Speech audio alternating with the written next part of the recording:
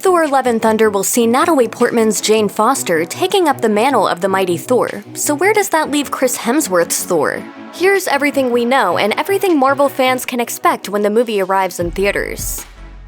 Unless you've been living under a rock, you probably know that the Thor in Avengers Endgame looks a bit different from the chiseled God of Thunder we've seen in the last decade. Sporting a luscious gut where his six-pack once was, the latest version of Asgard's former king was met with mixed reception. So what does that mean for Thor: Love and Thunder? On one hand, it does make sense to take the fans' criticism into consideration. That being said, how exactly do you explain Thor losing his dad bod while he's in space? Unless Taika Waititi can come up with a feasible explanation for how Thor slimmed down in the time that's passed since the events of Endgame, don't be surprised to see another round of Bro Thor on the horizon. Speaking of the Guardians, what kind of role will they play in Thor: Love and Thunder? Although Kevin Feige did confirm that there will be a Guardians of the Galaxy Volume 3 at some point in the future, it's clear that Thor's fourth solo outing will precede it. Considering that Thor was last seen on board the Benatar with the Guardians, is it safe to assume that they'll also make an appearance in Thor: Love and Thunder? If they do, will there be enough screen time to go around? Don't forget that in addition to Jane Foster becoming the mighty Thor, the film will also include Tessa Thompson's Valkyrie finding a queen. Thor's new space besties may need to take a breather for the time being. You know that awkward feeling when you see an ex out in public? Imagine how much worse it would be if that ex was stealing your superpower. In Ragnarok, Thor unconvincingly claims that he was the one who dumped Jane when questioned by some fans. Sorry to hear that Jane dumped you.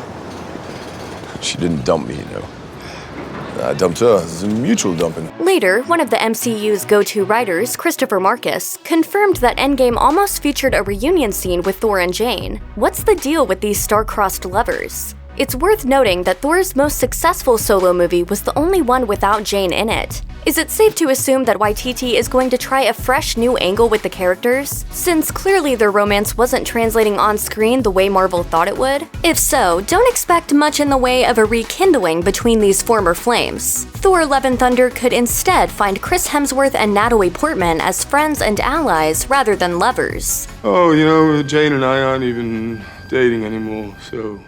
As these things happen, though, nothing lasts forever. The only thing that... Why don't you come sit? I'm not done yet, dude. In a 2014 comic book event Original Sin, Thor lost the ability to lift Mjolnir. The trusty hammer was eventually picked up by a cancer-ridden Jane Foster, granting her the powers and mantle of Thor. While the twist played out well on the comics page, earlier Thor films have already played with Thor losing Mjolnir. Hela reduces Mjolnir to pieces in Ragnarok, and Odin even deemed Thor unworthy of his hammer way back in the first Thor film. Would Waititi yet again go down this seemingly well-worn path?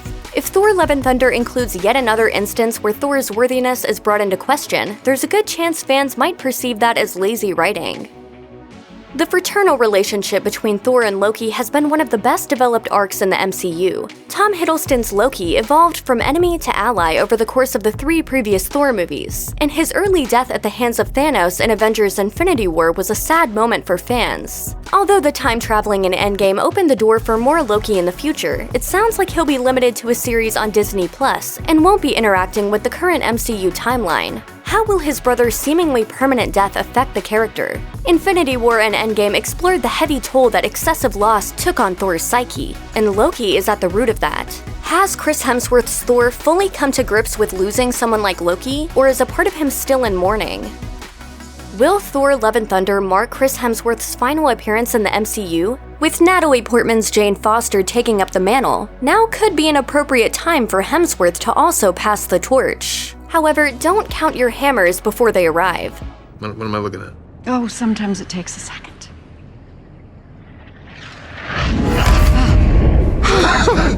While speaking with Variety in May of 2019, Hemsworth admitted that he wasn't ready to hang up the hammer quite yet. I'd still love to do more, to be honest. I feel like we've opened up such a different character. I feel more energized for the possibility of where it could go. Whether Love and Thunder is Hemsworth's last swing at the character or just another step on Thor's journey, we'll just have to wait for November 5th, 2021 to find out. Check out one of our newest videos right here. Plus, even more Looper videos about your favorite movies are coming soon. Subscribe to our YouTube channel and hit the bell so you don't miss a single one.